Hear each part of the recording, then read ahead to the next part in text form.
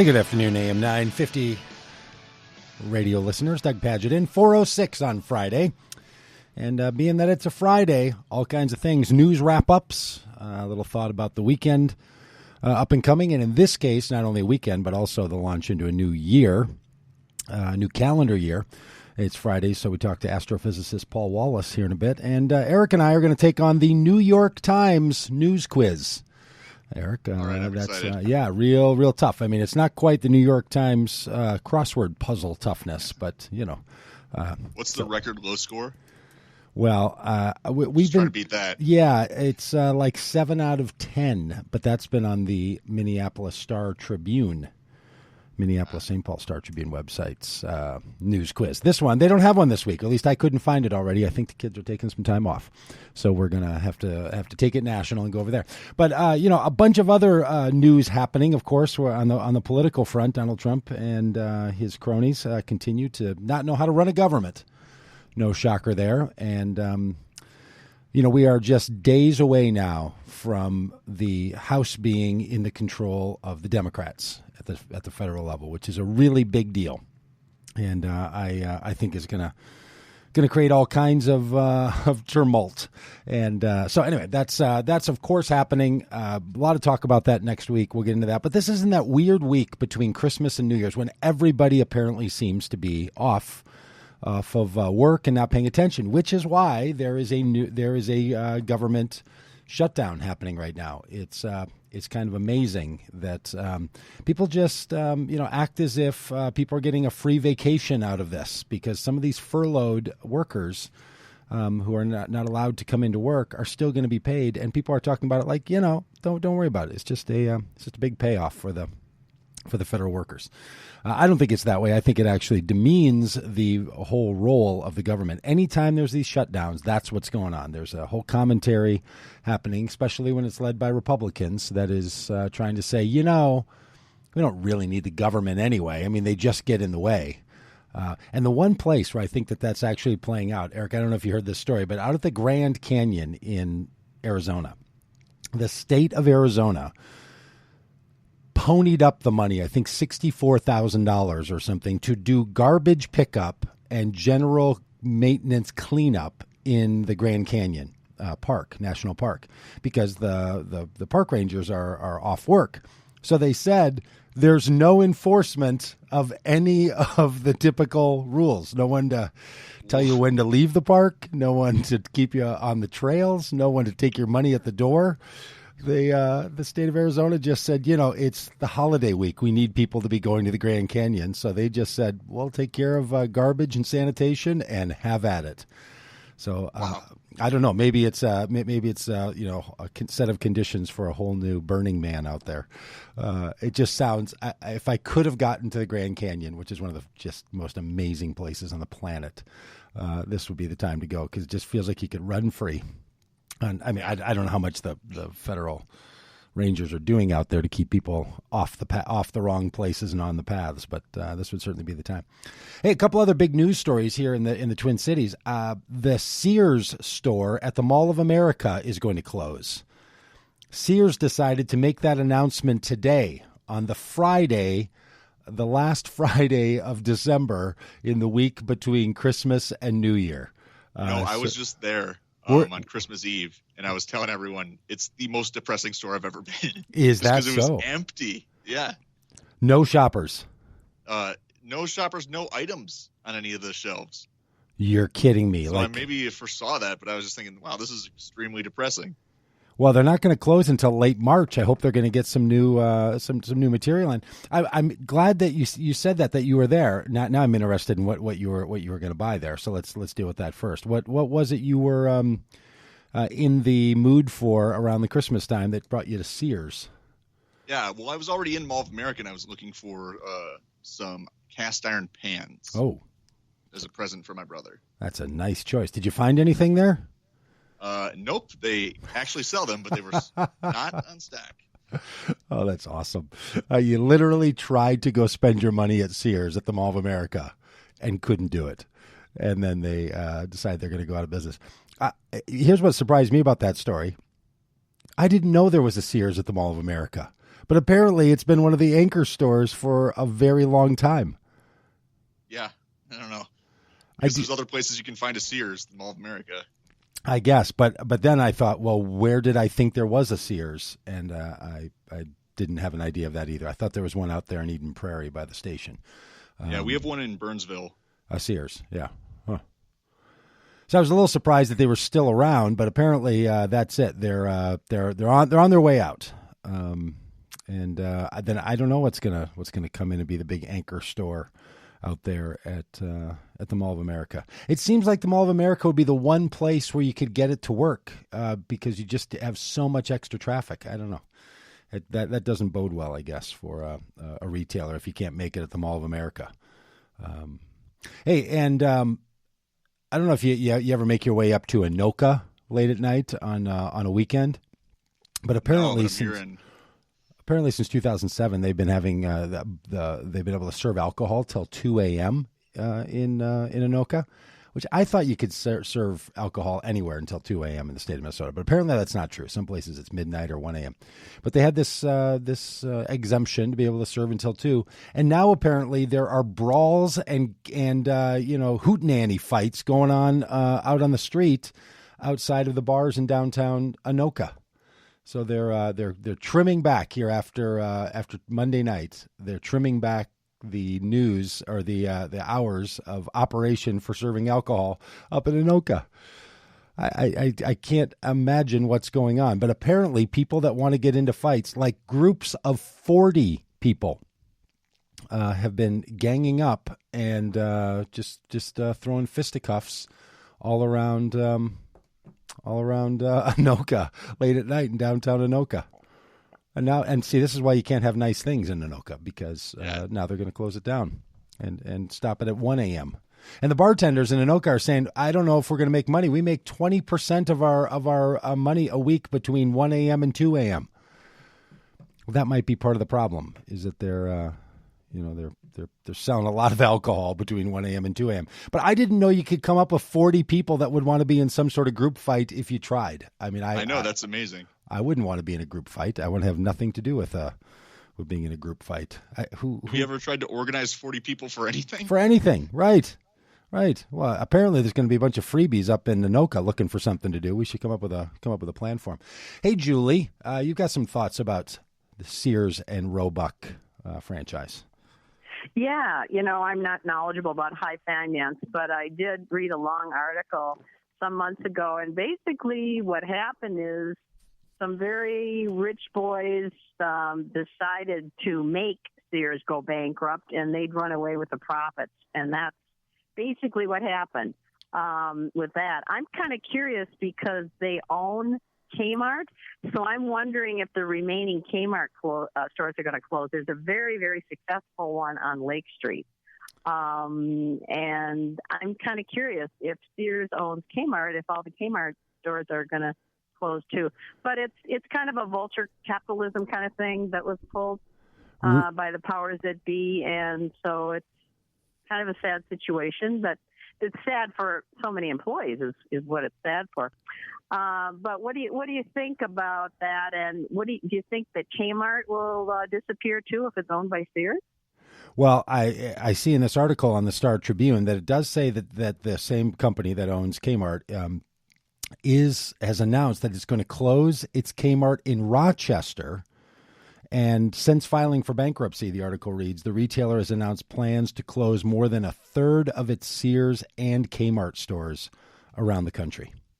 So, yeah, they are. But eventually, all the Sears stores close, is what I heard. Yeah, I would have to think so. Maybe not in that article, but eventually they're all going to close. So, but in the near future, it just sounds like some of them, right?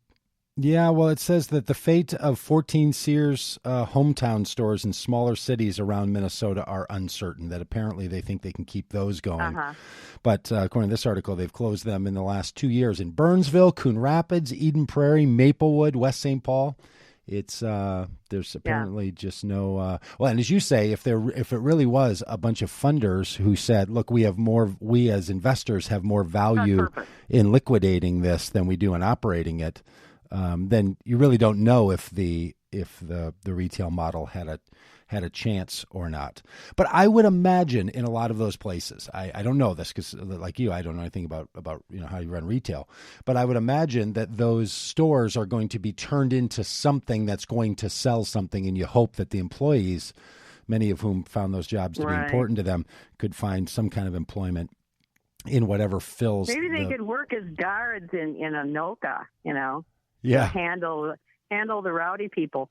So Anoka's become the Wild West. Actually, you know what? Deep down inside, I'm not that surprised. Yeah, I've Julia, I'm kind of with you. I've sort of felt that way about Anoka. Like if my car broke down in Anoka, I'd be a little unnerved, frankly. I just say it. Not always doesn't always feel like the safest place to be. Thanks a lot. Yeah. Hey, thanks so much, Julia. Hey, Gary, you got a quick comment for us? We've got about a minute before we run into the commercial break. Well, she's talking about the rich destroying Sears, but they've done that for many years with a lot of companies monopolize it. And what we really need in this country is a president that'll do some trust busting like Teddy Roosevelt did way back with the last time we had the robbery warrants. And another thing that's going on is these drug pharmaceutical giants are sticking their nose into the generics, and there's something on TV about 500 generics. They're gouging the heck out of us with them. I have a couple that are way up in price, hundreds of dollars. And generics are supposed to be dirt cheap your way around this brand name profiteering. Well, Gary, thanks. And keep us up to date in 2019 about that. I know you've brought that up a number of times. It seems like such an important topic that you're on top of about how these drug prices continue to climb, and even with the generics. Really appreciate it. Hey, folks, we're going to be back here with astrophysicist Paul Wallace after the break. AM 950, Progressive Voice of Minnesota.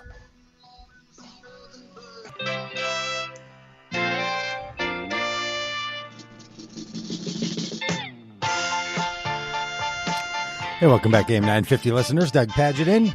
It's Friday, 4/21 here in the Twin Cities, and that means it's time to chat with our favorite astrophysicist, Paul Wallace. Happy Christmas, Mr. Hello. Wallace. How are you, buddy? Happy Christmas to you too, Doug. Yeah, thank you, buddy. Thank you so much, and thanks for being part of making us such a star-studded radio program. You see what I did there? It's my pleasure. I made a star joke. I've been thinking of that one all day. I noticed that. That was clever. Yeah, thank you. Hey, and thanks for taking us through a little year-end review of all the things that have happened in space news this year. I mentioned to you a couple of weeks ago how much it struck me that when you start paying attention to science and astrophysicists' comments and astrophysics, there's a lot of space news that goes on, and when you're not thinking so much about it, you really have no idea. So thanks for turning our and attention. A lot of it's really good news too. I mean, there are places in the world where things are working. It turns out, a lot of our missions into space are working, we're learning things, and it's operating as it should. That is a really great point. News, that is a really great point. Well, yeah. Now, I hear people say things like, well, that's because they've privatized all this and gotten it out of the hands of the government and all that kind of business. You don't think there's I don't know about there's any truth to that, that is there? Privatized all right. Yet. Yeah. Okay. All right. Well, let's do a little news roundup, a little space roundup about what's been going on over the course of the year in space. Some really big news. You've given me a whole list, month by month, of like legendary news happenings. That have already happened. Yeah. And we do want to remind people that if they want to give a call, so they can raise their question for astrophysicist Paul Wallace, 952-946-6205, of course, is the number. So, but we're going to chat a little bit about the news that's been happening over the last year, the 2018, a great year in space kind of thing. All right. So, truly. So what happened? What happened back in January that was so newsworthy? The press had a field day with a particular lunar eclipse that happened in January, on January 31st, and they called it, the press called it, the super blue blood moon. Right, I remember. Super blue blood moon happened on January 31st. Super means that the moon was larger than usual. It was larger in the sky than usual. Does not always appear the same size.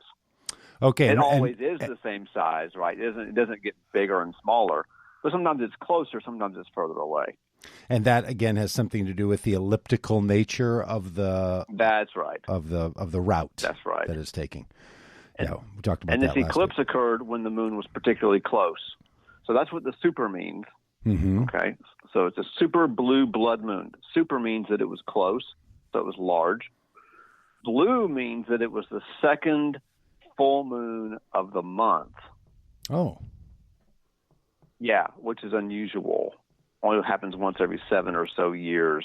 And that's where the phrase once in a blue moon comes from? Is this? Yes, is this that that's thing? right. Really? Now, why blue? I don't know. I don't know why blue. Why not green or orange? But see, those are the questions I'm supposed to ask in this little charade that we have going on here. I'm supposed to say, why do they call it blue? Yeah, don't know. Got to do some research. Don't know why they call it blue. But anyway, so it was super. It was close. It was blue. It was the second full moon of January 2018. And it was blood because the moon during a lunar eclipse appears red.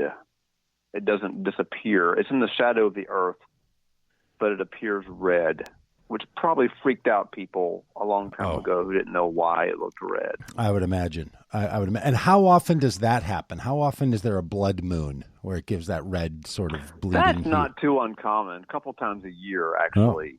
Maybe 3 times every 2 years. And remind me again. But this one we couldn't. Say again why that happens. Why does it look? Why does it look bloody? Because light, when light passes, it's in the shadow of the Earth, but the shadow is not completely dark because some of the light gets bent, gets refracted, kind of like on the cover of that Pink Floyd record. You know how the light gets bent. Yeah, right. On the Dark Side of the Moon cover, the light goes through the prism, it gets bent, but the red gets bent more than the purple. The red light shines onto the moon. It sort of bends around the Earth's atmosphere and shines on the moon, but it's the red light that hits the moon, not the purple light or the blue light. And so the moon looks red. Wow. That's the blood part. So it's super blue blood moon. It was a great day. A super blue blood moon. Too bad we here in North America couldn't see any of it. Oh, is that true? I'd forgotten about that. So we missed the whole thing. It was a big news story. And actually, no, I think the East Coast, I think the West Coast got it. But the East Coast where I live in Atlanta didn't get it. You might have gotten a little bitty bit of it. Yeah, I think it was cloudy. I remember that now. It was all the big hype and then and turned out to be nothing. All right, so that was the end of January and an optical extravaganza for those who could see it. That's right. And then in February, the SpaceX Falcon Heavy launch. Yeah, do you remember that launch? I don't remember that. They launched the red Tesla. Oh, that's right. The automobile. That's right. Yeah. The red sports car with the astronaut guy in it. I forgot. Yes. They launched that into space, and the booster rockets, they landed them like in the ocean on these. The booster rocket. 2 of the booster rockets landed back at Cape Canaveral, right there on their little target pads. The booster rockets landed, so they were reusable, which is crazy. Crazy. Yeah, so that's one of Elon Musk's big rockets. Falcon Heavy it was called, and it was the first Falcon Heavy to be launched by SpaceX, and it went beautifully. And was there anything on that one? Did it get us an advancement other than the technology of the booster rockets being reusable? No, just the technology. It was sort of proof of concept, and it also put a Tesla into space. Of course, that was its payload. Was that red sports car, which is on its way out towards Mars as we speak. Hey, welcome back, AM 950 listeners. It's AM 950, the progressive voice of Minnesota. Friday, we get to talk with the astrophysicist, Paul Wallace. And if you have a question for him, 952-946-6205. Hey, Paul, we're running through a list of the highlights of 2018, and we have 10 months to go, so we got to move it along. Yeah, we better hurry. Yeah. But, hey, before we go, there's approximately 20,000 known pieces of space junk in low Earth orbit, about 1,200 miles above the surface. 20,000 pieces of space junk. somehow I feel better the fact that someone's cataloged those and people aren't just like, I don't even remember what's up there. Like, what is it? I'm just glad to know that somewhere someone's got a checklist and they're saying we know what's floating around. Can they ever like go by with something and kind of bump all those away or gather them all up or send some big No, that's not easy to do. It would not be worth the money. Well, I don't even think there's some people who don't think anything's worth the money. Like the president of the United States doesn't think the government's worth the money, doesn't think, military's worth the money, doesn't think anything's worth the money. All right, so here we go. In March, a big thing happened that wasn't Mars news, which dominated so much of the year. It was a sad story. Surprising. In March. Right. Stephen Hawking died. Great scientist, great popularizer of science, and really and quite an image himself in that wheelchair with his mind zipping all around the cosmos and him, in that little chair. Yes, and that we voice. lost him in March. Amazing. I mean, there was something, the level of difficulty his life was. I saw the love story movie that made about he and his wife, but there was something about him speaking in that artificial intelligence kind of voice that somehow added to the mystique of totally did. You know what I mean? Like if you're going to have the greatest science person, that somehow he's not doesn't just it superhumanized him in a way. It was amazing. Yes. Yeah. It almost put him into the future in some way. Yeah. Yeah, you don't think it was all a gimmick, like a guy right? From the future. Yeah, it wasn't all just a gimmick, though, right? That was a real deal. That wasn't just the real deal. That wasn't just a shtick he was running. Okay, all right. Well, but if you're looking for one, that'd be a pretty good one, wouldn't it? Yeah, that's the fodder for a good, solid conspiracy story. If you needed one. All right. Yeah. And in April, that was a big launch month. So much news, and we're only in April. Yeah. The test probe was launched, and that's a device that is going to be searching for planets around other stars. Yeah. And it's it's already found a bunch, but it was launched in April. It has already found a bunch of planets around other stars. I don't know the number. It's somewhere near 100 or so. Good grief! But it was expected to. It gets right to work. That's the nice thing about science. It sort of works and does what it's supposed to. Yeah. It's already well on its way to its goal. Good to hear. I still think they could figure out how to clean up after themselves before they brag so much about how well it all works. But we'll get back to that, in the new year. Okay, all right, in May. Fair enough. We need a cosmic broom. Yeah, cosmic broom. Like, wasn't somebody turn their minds to that? All right, in May, this was I remember talking about this one. I didn't know what Europa was, but I remember this being a big story. Yeah, Europa is one of the big moons of Jupiter. And it is basically, if you think about like the North Pole, it's an ocean covered in ice. Mm-hmm. This moon is like that all over.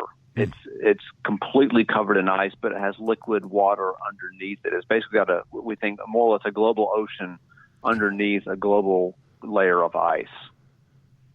And back in May, we discovered sort of water vapor geysers, basically. You can think of it that way, on this moon. So some of that water was making its way up to the surface. Yeah, and it just, I don't know, it just seems like with all that, that H2O up there, it feels to me like there's got to be some kind of other organic life happening. In fact, I heard a story this week that was about, it was a TED Talk of someone, talking about how humans can live on Mars, this kind of thing. And the scientist was saying that they're doing a lot of work right now based on algae that has been algae or fungi developing at Chernobyl, where that radiation leak was. And this I didn't read about that. Algae or fungi, it probably matters, but I can't remember which one it is, was able to use the radiation as its energy. So it's propagating as its source of energy.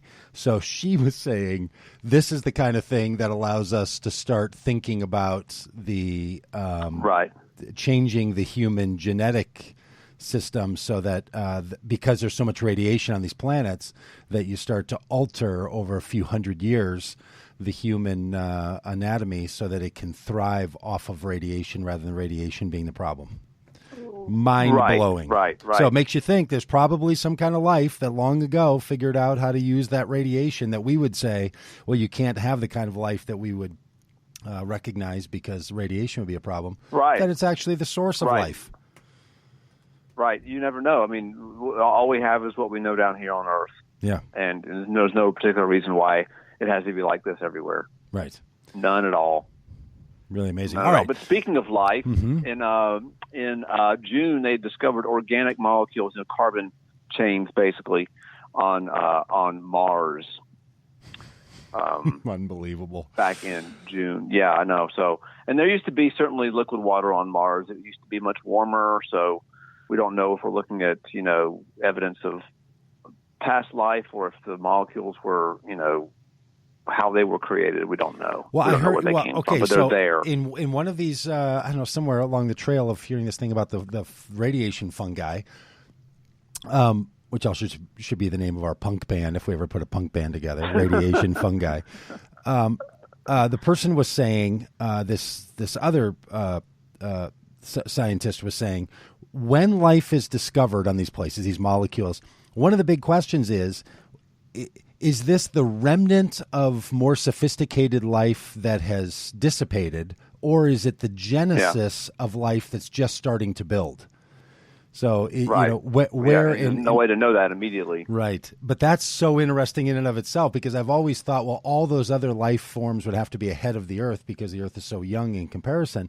But maybe you'd find places where you could sort of be watching the early genesis of molecules starting to take shape. Oh, yeah. And wouldn't that even be more interesting than having to sort of, figure out the guesstimate on the past? In fact, that seems more probable to me, that we would be finding life in the earliest stages. Most likely. Incredible. All right, so that gets us to June. Yeah. Now we got to hustle. We've only got a couple minutes left to get through 6 months worth of news stories. Also in June, Space Force. That's right, Space Force. And aren't they moving ahead with this? Like, didn't Mike Pence just stand up in front of the Air Force cadets and say, no, it's for reals? Like, Spaceballs and Space Force. These are real happenings. I think that's actually something the Trump administration is moving ahead on, Space Force. I'm sure they are. I'm not sure if anybody else is, but I'm sure they are. Yeah. Good one. So let's see. What are the big ones? We've only been halfway through the Earth, so let's think of the biggest ones that we can. Well, I like September. I like September, about September, and then this little news nugget you threw out a couple weeks ago about China landing a probe on the backside of the moon.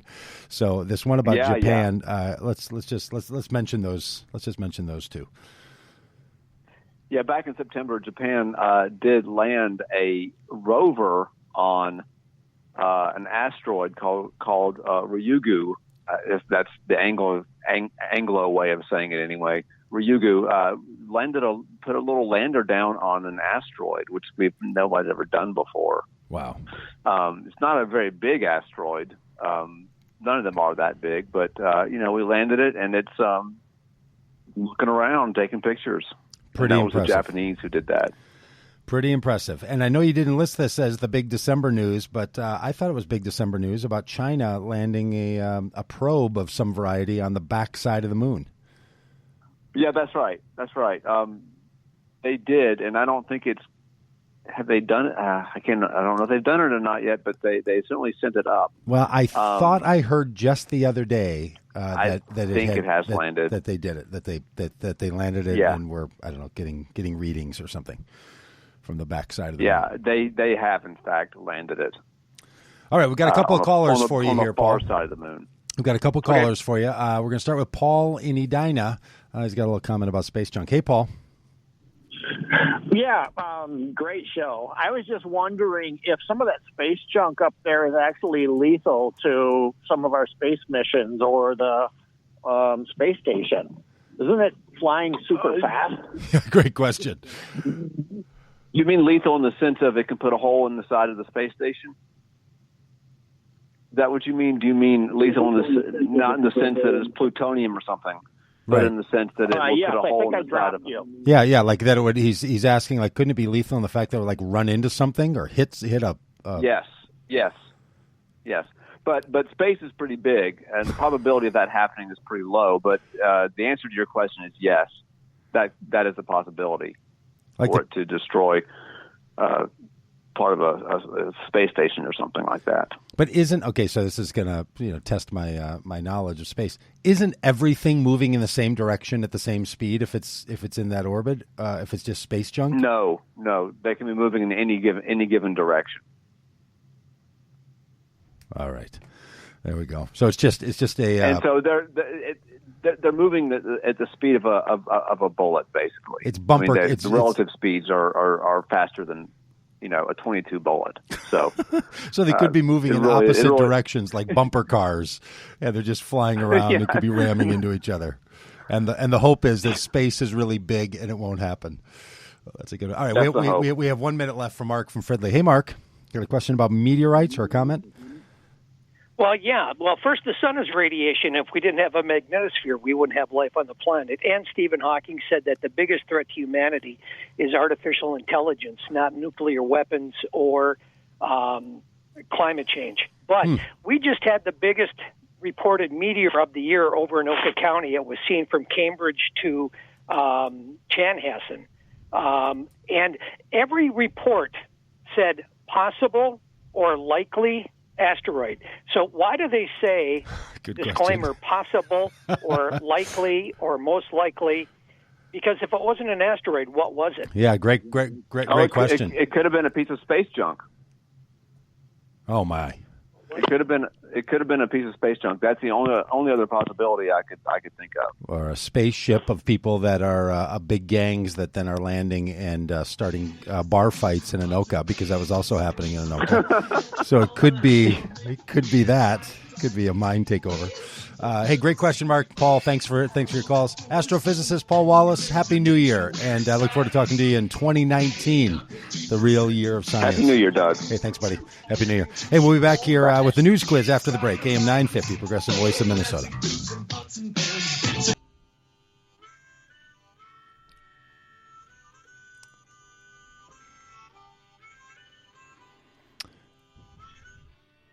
Hey, friends, welcome back. AM 950, the Progressive Voice of Minnesota. Eric and I have got our work cut out for us. We're going to be doing the news quiz of the day, and this one today is coming from the New York Times, and so it's going to be an international flavor and national flavor rather than just the local flavor that we often get, because I don't think Star Tribune is doing their news quiz this week. All right, Eric, are you ready for this? There's 11 tough questions, and this is our chance to not only do a recap. Yeah, there's no. This is like the test is happening now. There's no more study, no more preparation. We take it as it is, and we see if we've been paying attention to the news this week, which could be tough because this was a week with a lot going on. There was Christmas Eve on Monday. There was Christmas Day on Tuesday. This radio show was over at Chocolate Celeste on Wednesday. That's worthy in of itself. And it's we had a snow event yesterday, so it's been a really busy week. All right, but here they are, 11 questions. We'll see how we do. As a result, question number 1 of the partial government shutdown, employees at 9 of the 15 cabinet level departments have either been furloughed or they must work without being paid in this pay period. They might be paid in later, but they're either working without pay currently or they've been furloughed. Which federal agency of the four I'm going to list was not affected by the shutdown? Was it the Department of Commerce, the Department of Veteran Affairs, the Internal Revenue Service, or NASA? Was not shut down? I'd have to go with IRS. That's what I guessed too. I was just testing my little iPad software here, and that's the one I guessed. Wrong. Really? The Internal Revenue Service apparently is either not a government, I don't know if it's a trick question, or they're shut down, which, for someone who still has to get his past year's taxes in, I feel pretty good about that. Anyway, it's the Department of Veteran Affairs. They're the ones that are still going, which I guess is good. If you're gonna keep pitching war as the solution, we should probably take care of people that have to go fight our battles. A tsunami, question number 2, begins in Indonesia last Saturday, which, remember, Indonesia is a series of hundreds of islands. So when a tsunami happens, it's really like the whole nation series of islands is all beachfront. Unbelievable. But a tsunami in Indonesia last Saturday killed more than 400 people and injured 1,500 or more. The giant wave struck the country's 2 most populous islands. Java is one. What's the other? Deep question. Serious New York Times attitude. Bali, Lombok, Sulawesi, or Sumatra? Do you have any idea, Eric? Did any of these? I think it's Bali. All right, I'm going to go with you. I know that's a part of Indonesia. Nope, it was Sumatra. Okay. And I hope that doesn't affect the coffee or the wine from there. All right, recent question number 3. Recent market volatility, which again is just the stock market and the NASDAQ. Recent market volatility is threatening to push stocks into a bear market, ending the longest bull market on record. A bear market is defined as a sustained market loss of more than what percent from its peak? 10%? Sustained market loss, 15%, 20%, or 30% sustained market loss from its peak? I think I know this one. But do you have a guess? Yeah, I don't know. I'd go with 15. I think I heard 20. So if you don't mind, I'm going to guess 20. It's 20%. All right. 20% loss. Then they now say you're no longer in a bull, but you're in a bear.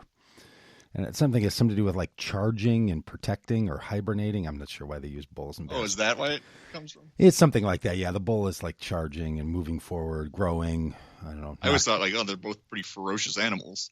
Yeah, they are. They are. I don't know which would be more devastating to be in the sights of. I think a bear. I think a bear. They seem smarter than a bull. Like a bull seems sort of single functioning devastation.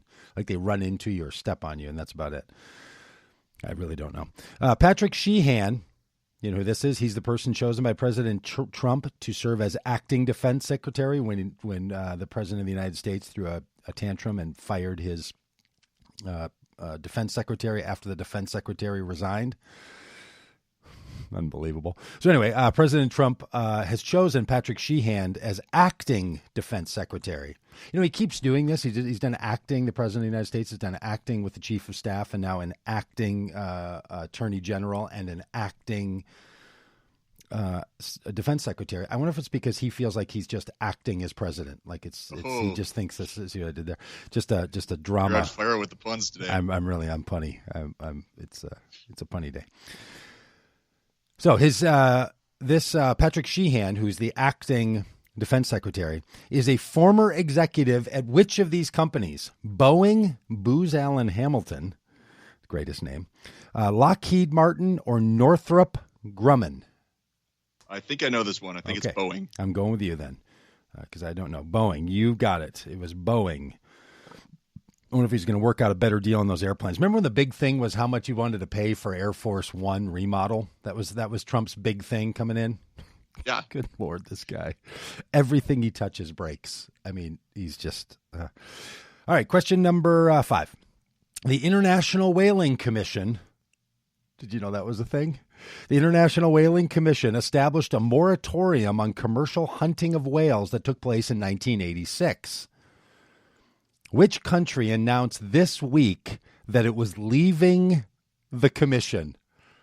The International Whaling Commission's moratorium in place since 1996. Was it Canada? I would normally make a joke that that's such a Canadian thing to do, but Japan, Russia, or the U.S.? So I know the two big whaling countries are like Japan and Greenland. Mm-hmm. So I'd have to go with Japan. All right. I think it's the U.S., but I'm going to go with you and say Japan. You're right. It was Japan. I just thought it'd be a thing the U.S. would pull out of. We got to hurry. Question number 6. Demonstrations to protest rising gas prices as well as shortages of food and fuel escalated this week into demands that President Omar Hassan al-Bashir step down. Mr. Bashir, who has been in power since a military coup in 1989, is the leader of which African country? Congo, Mali, Sudan, or Zambia? That is the Sudan. Look at you. Boy, that was confident. It is the Sudan. Question number 7. Which magazine announced that it would press charges against its former reporter accused of systematically faking interviews and articles? Was it The Economist, Le Point, Der Spiegel, or Time? I don't know this story. I have no idea. I'd say Time. I'll pick Time with you. Nope, Der Spiegel. I was going to say that, but I felt like I was just blaming the Germans. I feel like I'm always blaming the Germans. I don't know if we're going to get these done. Colin Brady, a 33-year-old American, competed in an unprecedented trip across what this week? Antarctica, the Arctic Ocean, the Pacific Ocean, or the Sahara? Antarctica. Yeah, yes, I'll go with you. Yeah, it was Antarctica. Okay. Go to New York Times. There's 3 questions left. They're not as exciting as the first 9 that we did, but you might enjoy them anyway. AM 950, the Progressive Voice of Minnesota. Happy New Year, everyone, and we'll talk to you on the last day of the year on Monday.